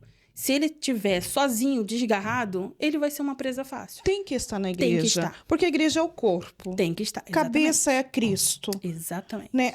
É normal você ver uma pessoa aleijada, talvez sem um braço, sem uma mão, sem um dedo. Não é assustador. Mas é assustador você ver uma mão sozinha andando. Não vai. É assustador você ver uma perna sozinha pulando. Assim, são pessoas que não querem estar na igreja. É necessário estar, porque a igreja é o corpo. E Jesus é a cabeça. Então, essa falácia que Satanás tem colocado na mente de muitas pessoas, não precisa estar na igreja. Como a igreja não precisa? Sou eu. Não. Gente, precisa. Nós precisamos de estar no meio dos irmãos, da congregação, né? Ali, porque somos um corpo. E como um corpo, uma unha, tira uma unha assim, sem nada, para ver a dor que dá. Né? Não tem como. Você precisa de tudo que tem no seu corpo. Tudo que está no seu corpo e tem que estar ativo. Útil. Exato. Tem que estar irrigado. Então, não existe libertação avulsa. Não. Não existe. Vai voltar. A libertação tem que estar no corpo. Exatamente. Porque a cabeça, onde está tudo, né, o seu cérebro ali, aonde estão as suas informações, que é Cristo que vai mandando os nutrientes para esse corpo aqui e as governanças para esses corpos se mexer, né? Vamos ser muito sinceros, porque crentes que não têm igreja, ele está comprometido para essas legalidades espirituais, e não é isso que Jesus quer. Né? Ele quer que nós estejamos nele, que é Cristo. Mas voltando para o testemunho, que é bom, gente, ela tem assim preparo, né? Ela trabalha com esse tipo de trabalho de libertação, especialmente para jovens, né? Adolescentes. Tem um grupo de pessoas aí que ela está dando ela lê esses livros, ela vai a fundo, e eu acho lindo quem busca, porque só pode tratar de certos assuntos quem tem um conhecimento, senão não consegue, né? Até entra legal, mas não consegue terminar. Mas ela vai concluir aqui o testemunho dela e logo em seguida ela vai trazer aqui para nós também uma aula sobre mundo espiritual, batalha. Que é necessário eu aprender, todos nós aprender. Ah, irmã, mas a igreja ensina. Claro que a igreja ensina, mas existem visões diferentes que a igreja também nem fala. E aí que está o problema, que o inimigo, ele está articulando, gente. Tem pessoas que não acreditam, porque eu falo que eu também não acreditava. E ele articula. Né? Ele vem bem sutil mesmo, né? Enfim, e daí você vai entrar para essa igreja. E lá você encontra, de fato, força para resistir esse pecado? Sim. Como foi? Então, quando a gente falou aqui, né, que precisa estar no corpo e atuante. Isso. Porque se eu for uma plateia, ninguém tá sendo... Eu não tô irrigando em ninguém tá me irrigando. Deixa a sua perna parada assim, que em pouco tempo ela tá formigando. Parou de circular. E aí, por que a igreja ela é um mecanismo tão importante para te ajudar a manter o que você decidiu que você não quer mais viver? No meu caso, eu tenho certeza, gente, que até ser viciada nesse tipo de prática foi importante no meu ministério. Eu lido com jovens. Te amadureceu, Adolescência. Né? O que acontece na adolescência? O menino quer tudo que ele quer aquilo, a menina tudo que quer aquilo.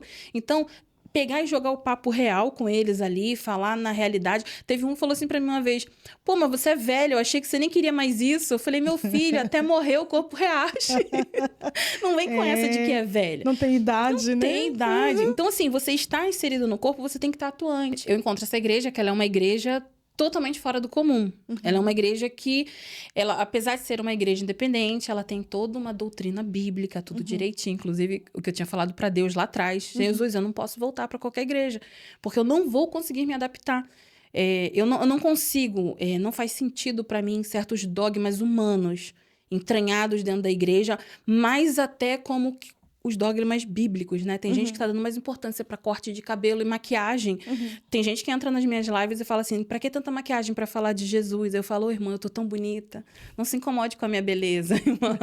Então, assim, eu encontrei essa igreja, que ela é uma igreja pentecostal, baseada na Bíblia, uma igreja pequena, simples, no alto do morro, numa rua sem saída. Pastor Gessé, Pastor William, obrigado por vocês continuarem. Eu sei que não é fácil, não é fácil administrar pessoas, a gente sabe de toda a dificuldade. E essa igreja eu consigo realmente encontrar uma família. Eu consegui não ser somente uma verruga. Não ser somente uma unha que cresce e é cortada fora. Eu consegui ser uma artéria pulsante para mexer no movimento da igreja. A gente fez muitos estudos bíblicos, né? Tudo que a gente faz agora lá na outra redezinha lá não é nada diferente de coisas que a gente já fazia dentro da igreja. Então, eu consegui encontrar realmente uma igreja que está envolvida com os membros, de fato. Você não é só um número quando você chega na igreja. Aí já falaram pra mim, mas lá o pessoal se mete na vida da gente. Eu falei, família se mete na vida da gente. Isso mesmo. Família quer saber como é que você tá. Família vai chegar de surpresa pra tomar um café com você. Eu falei, isso é família. Da gente passar dificuldades financeiras lá absurdas e meu pastor só gritar. Irmã, desce aí, vem pegar o pão. Ou então, Jesus mandou trazer esse dinheiro aqui para você. E como meu marido já falou aqui anteriormente, as finanças da igreja, ela é de acordo com o tamanho da igreja. Uma igreja pequenininha. Então, as finanças dela nem sempre são abençoadas. Às vezes, as finanças lá é uma oferta que entrou R$2. E ainda assim, a preocupação inicial, primeiro, família da fé. Como o Paulo disse, primeiro as pessoas da casa. Vamos lá, tem alguém precisando de alguma coisa? Tem algum parente seu precisando de alguma coisa? Não, agora vão para fora. E aí eles vão para fora e vão começar o processo. Então, assim, eu diria que a capacidade, assim, de influência da minha igreja não é batalha espiritual. Então, se você falar assim, eu vou para São Pedro da Aldeia, eu vou para a igreja da Carla, que lá vai ter batalha espiritual. Não, não, o processo deles é convívio e comunhão. E aí, através do convívio e comunhão, eles vão chegando, a luz de Jesus vai entrando, e o diabo não tem espaço. Eu vi famílias lá serem modificadas pelo amor. Um abraço do pastor e tudo mais. E aquilo ali dá abertura para o início da libertação das pessoas. E o amor é curador, né, Carla? Sem amor, você não consegue acessar nada. Não consegue. Tem que amar. Não consegue. Então, assim, eu falo que a minha vida precisava passar por São Pedro da Aldeia. Eu precisava aprender esse amor em São Pedro da Aldeia. Lá, basicamente, encerra um ciclo e começa outro, que me trouxe até aqui. Esse é meu testemunho. Gostoso. Esse é o seu testemunho. Glória a Deus. E vitoriosa, né, meu amor? Amém. Você é uma menina batalhadora, vitoriosa, linda, plena, né? Que leva assim no seu corpo as marcas de Cristo, mesmo que o inimigo das nossas almas quis destruir seus sonhos, quis manchar a sua identidade, até manchou por um certo tempo, mas em Jesus Cristo nós conseguimos ser resgatados, porque a mão dele foi lá, acessou sua alma, né? Te curou, fez hoje você uma mulher influente que consegue, com esse olhar seu aí, maravilhoso, um olhar penetrante, um olhar de misericórdia, que olha para o próximo sem julgamento. Isso está tão difícil encontrarmos, né? Encontrar um jovem que está perdido, e às vezes está dentro da igreja, mas está perdido. Quem está olhando para esse jovem? Quem está olhando para esse casal novo, sem experiência? Então, que Deus levante outras Carlas com esse amor de verdade, olhando para esse lado espiritual. Não é uma religiosidade, tenho que estar na igreja. Quantas pessoas estão só com o corpo? É verdade. Não é? Quantos cultos eu fui para assistir o culto, empolgada, Eu queimando. ia falar isso agora. E aí alguém fala assim, irmã, preciso conversar com você lá fora. Eu fiquei lá fora até o final do culto. Não ouvi nem a oração inicial, nem da final. Mas o ministério foi lá fora. Né? Então, a gente tem que ter essa sensibilidade. Isso não é deixar de ser cristão, não é falta de reverência. Às vezes, seu chamado é lá fora. Né? Que bom, que Deus continue te usando. Mas antes de você fazer essa oração e para nós partir para outro assunto, tá bom? Fiquem comigo até o final, porque Carlinha vai fazer uma oração pela sua vida, pela sua casa, liberando uma palavra profética. E em seguida, ela vai entrar falando sobre um assunto aqui que é tão necessário, tão assim, ouvido em determinadas igrejas e está assim em auge, espiritualidade, e ela com base bíblica e no conhecimento na qual ela se dedica a estudar, ela consegue aqui hoje destrinchar um assunto maravilhoso que vai ajudar a nossa fé a ser um pouco mais acrescentada naquele que nos libertou na cruz do Calvário pelo seu amor.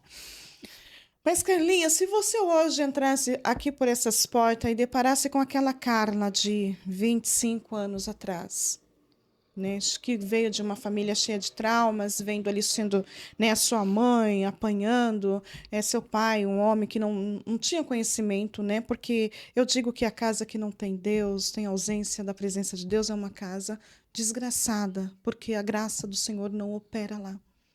E eu vi, mediante o que você nos contou, que a sua infância foi toda comprometida vendo e ouvindo essas coisas. E você sobreviveu nesse naufrágio da vida, que não foi uma escolha tua, né? Se você hoje chegasse para essa Carla, que está se formando, vindo desse lugar, o que você diria para ela? Tem muitas Carlas espalhadas por aí. Eu recebo mensagens de muitas Carlas diariamente. E o que eu diria para essa Carla, eu posso dizer para ela desde ela pequenininha: continua. A cicatriz vai ser importante no ministério. Continua forte, porque na sua família você não vai ter honra. Não espere a honra da sua família. Não espere ser considerado um profeta sobre a sua cidade. Não espere que as pessoas que viram você viver tudo que você viveu vão entender. Quem viu a Carla chegar 4, 5 da manhã sem saber o próprio nome em casa, no período que estava afastada ali, saindo para beber, para dançar, para viver a própria vida, achando que estava tudo bem. Quem viu a Carla casar e o casamento acabar e voltar para casa com um filho pequenininho e disse que ela desgraçou a vida porque ela foi mãe muito cedo, da mesma forma que viu a Débora fazer a mesma coisa, eu diria para você, você ainda não chegou lá. Você não tem o direito de interromper. Eu diria para Carla que muitas vezes deitou para dormir pedindo para Deus, Pai, que eu não acorde amanhã. Eu não quero mais viver. Eu não quero mais. Eu não posso estar numa igreja que eu não tenho dinheiro para comprar camisa. Como é que eu vou para esse evento se eu não tenho dinheiro da camisa? Se eu não tinha, às vezes, até o que ia comer no dia seguinte? Então, eu quero desistir. Se você me colocou nessa família aqui, por que você fez isso comigo?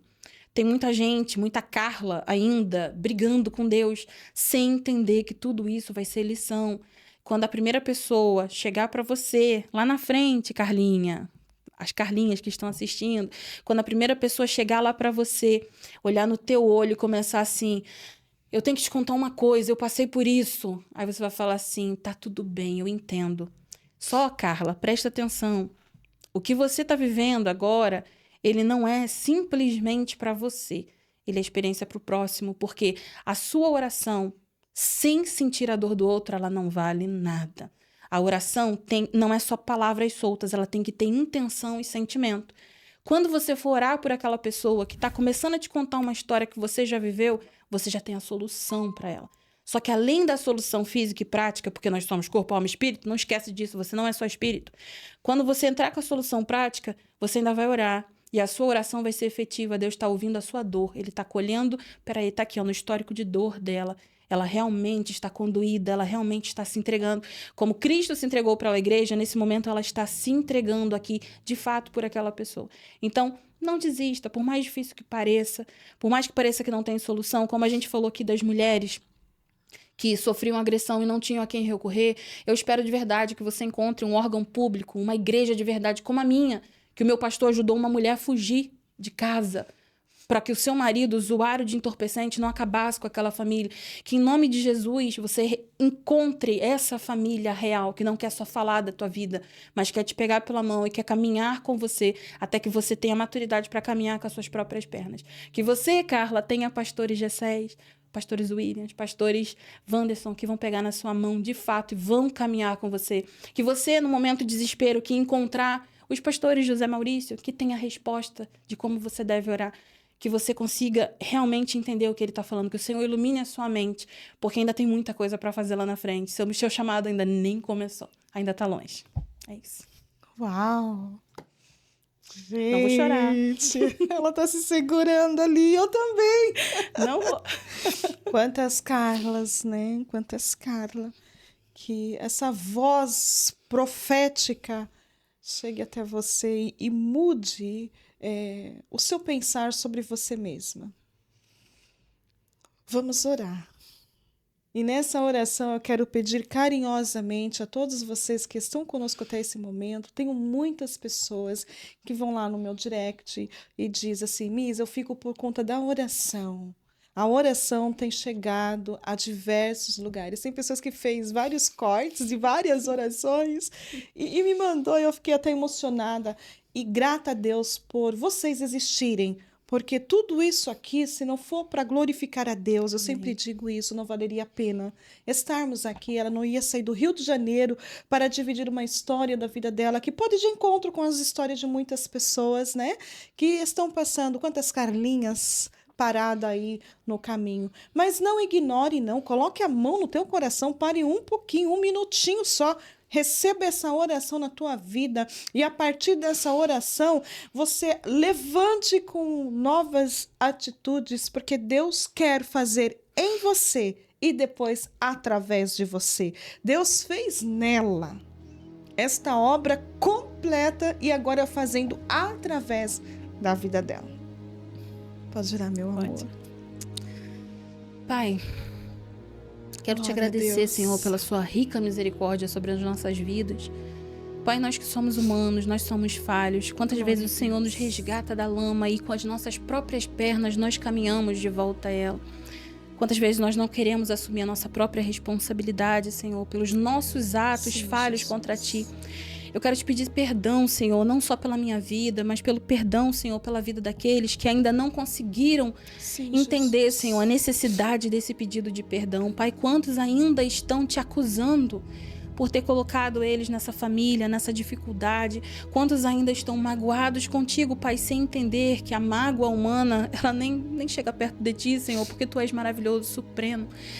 Pai, que o nosso coração seja aberto, Pai, para realmente entender que a nossa mágoa não é contigo, que não foi o Senhor que falhou conosco, que a nossa humanidade, Pai, ela é precária.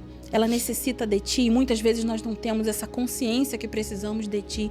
Pai, eu te peço que o Senhor ilumine os pensamentos, os ouvidos daqueles que têm ouvido essa mensagem nesse canal, semana após semana. Pai, que não sejam somente testemunhos, que essas pessoas venham a enxergar, Pai, os milagres que o Senhor tem feito nas nossas vidas. Pai, quanta coisa o Senhor tem mudado na nossa realidade e ainda assim, Pai, nós estamos remoendo coisas tão pequenas do passado, Pai. Tantas pessoas que não gostam de ouvir testemunhos, falam que é remexer no passado, Pai, que o Senhor dê o entendimento de que o testemunho não é revirar, não é chafurdar na lama, Pai. Ouvir um testemunho é ouvir que apesar do mal, o Senhor fez grandes coisas na nossa vida, que apesar do mal, o seu nome tem sido glorificado, que apesar do mal, nós não estamos colocando culpa no Senhor, porque nós entendemos, Pai, que se o seu filho não foi poupado daquela cruz, nós também precisamos de cicatrizes, Pai, que serão importantes no nosso ministério. Pai, mostra aos seus filhos que toda dor é necessária, Pai, para o momento certo. Eu não tenho autoridade, Pai, para falar com um ex-traficante sobre a realidade dele, porque eu não vivi a realidade dele, mas eu sei a dor daquela pessoa que se esconde à noite porque não quer ser molestada. Eu sei, Senhor, a dor daquela menina que está fingindo que nada aconteceu e ela vai para a igreja e ela coloca um sorriso e ela canta e ela faz um monte de coisas, mas lá no fundo ela está ferida, magoada, dilacerada. Eu sei a dor daquelas pessoas, Pai, que consomem coisas que não deveriam consumir, que assistem filmes, assistem programas, Pai, assistem coisas que não era para o seu corpo estar ali sentindo e vivendo aquilo, mas ela não pode falar para ninguém, Pai, porque se ela falar, ela vai ser condenada, ela vai ser chamada de suja, ao invés de uma mão ser estendida. Pai, da mesma forma que eu falei aqui, Senhor, que pastores sejam levantados para ajudar essas pessoas, eu te peço que essas pessoas sejam levantadas como líderes. Trata as feridas, Senhor, coloca azeite, coloca unguento, e quando elas estiverem realmente tratadas, levanta essas pessoas, Pai, em nome de Jesus, que elas venham a ser cura na vida de outras pessoas. Não deixa que a dor venha matar ministérios, que toda dor que nós passamos, Pai, seja restaurada, tudo seja tratado, todo ferimento seja curado, em nome de Jesus. Nós não temos essa autoridade, Senhor, mas o Senhor é o Deus que tem. O Senhor é o Deus que pode entrar com a solução desse problema ainda hoje, Pai. Por isso eu oro, não importa o dia nem o horário, que as pessoas vão estar ouvindo essa oração, que seus joelhos se inclinem para frente, que elas tenham o mesmo desejo de buscar a Ti, Pai, que a vida delas sejam enchidas de luz, a ponto de que não sobre mais espaço para que o mal possa falar nas mentes delas. Eu peço tudo isso, Pai, na certeza que o Senhor é tão soberano, que o Senhor pode encher essa casa agora, onde essa pessoa está ouvindo essa oração. O Senhor pode encher de anjos, Pai. O Senhor pode entrar com a paz que não existe aí dentro. O Senhor pode trazer o discernimento e o entendimento, Pai. Mostra para essas pessoas aonde está o problema na vida delas. Muitos ainda não sabem, mas o Senhor pode revelar. Mostra, Pai, aonde estão os objetos consagrados que ainda estão dentro dessas casas. Mostra para as pessoas o que precisa ser feito, Pai. Pai, se necessário, abre os olhos espirituais, mostra a realidade do mundo espiritual para aqueles que ainda não conseguiram compreender e que só acham que suas vidas são miseráveis por uma coincidência, por escolhas ruins dos seus pais. Mostra a realidade, Pai, porque toda dor um dia ainda vai ser um unguento de cura na vida de outro. Mostra aos seus filhos que eles não estão sozinhos. Há muitos por aí que passaram por coisas parecidas, mas ao invés de se lamentarem, escolheram ser cura nas suas mãos. Te agradecemos por tudo, Pai. Amém. Amém. Glória a Deus. Que oração poderosa. Glória a Deus. Glória a Deus. Que essa presença entre aí na sua casa também, que você sinta a alegria que nós conseguimos sentir aqui da presença soberana do nosso Deus. Missionária Carla, muito obrigada, minha querida. Muito obrigada por você não desistir de você, né? Em todo tempo você nunca esteve só, Sempre a mão do Senhor esteve lá, te guardando desde pequenininha, quando você não tinha defesa. Era o Senhor te guardando para esse momento tão brilhante hoje. Você está aí nas redes sociais. Não sei se você pode dar a sua rede social, seu TikTok, né, seu Instagram, para mais pessoas também irem lá seguir, tirar ali algumas dúvidas que você responde lá, meu amor. Quando dá. Quando dá, porque é muitas pessoas, é assim mesmo, é quando dá, na medida do possível, Sim. né?